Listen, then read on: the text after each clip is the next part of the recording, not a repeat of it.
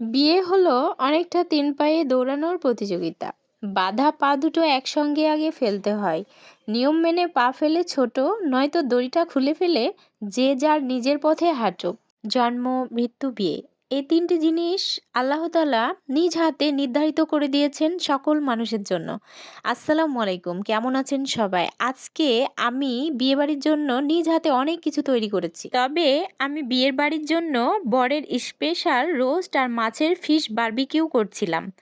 আমি অনেক দিন থেকেই অনেক ধরনের খাবার বানাতে পারি। তবে খাবার বানানোর এক্সপেরিয়েন্সটা আমার কাছে অনেক ভালো লাগে। মাঝে মাঝে আবার অদ্ভুতও মনে হয়। কেন? অনেক আগে থেকেই জীবনে অনেক কিছুই কল্পনা করেছি, স্বপ্ন দেখেছি, কিন্তু আসলে কোনোটাই বাস্তবায়ন করতে পারিনি।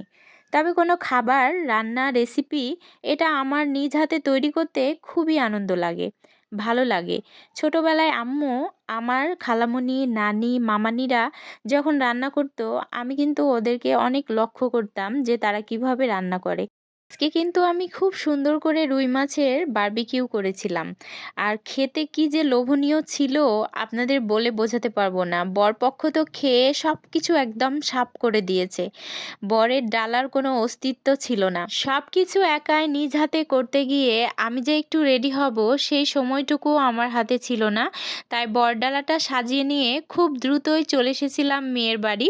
তাই সব কিছু ভিডিও আমার পক্ষে একাই করা সম্ভব হয়নি, কিছু কিছু ভিডিও ক্লিপ নিতে পারিনি।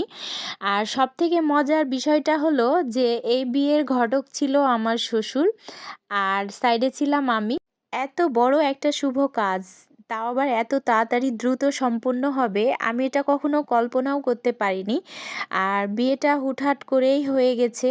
আমি তো ভাবতেই পারিনি যে বিয়েটা এত তাড়াতাড়ি আমাদের মাধ্যম দিয়ে হয়ে যাবে। খুবই অল্প স্বল্প মানুষ, পারিবারিকভাবে বিয়েটা সুসম্পন্ন হয়েছিল, যার কারণে তেমন একটা ঝামেলা ছিল না। তবে তখন ছিল অনেক গরম।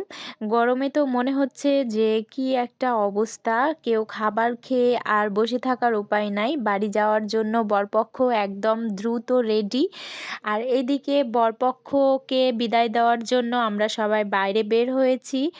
আর আমাদের এই নবদম্পতির জন্য সবাই দোয়া করবেন, ভবিষ্যতে তারা যেন সুখে থাকে, শান্তিতে থাকে।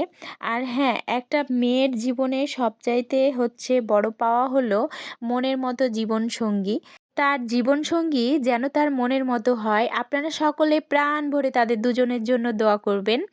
আর আমরা যে এত তাড়াতাড়ি একটা শুভ কাজ সুসম্পন্ন করেছি, এজন্য আল্লাহর কাছে হাজার হাজার শুকরিয়া, আলহামদুলিল্লাহ। দূরে কিংবা কাছে, যে যেখান থেকে সম্পূর্ণ ভিডিওটি যারা দেখেছেন তাদেরকে জানাই অসংখ্য ধন্যবাদ। দেখা হয়ে যাবে নেক্সট কোনো নতুন ভিডিওতে। আর আমার খাবারের ডালা কেমন লেগেছে অবশ্যই জানাবেন। আল্লাহ হাফেজ।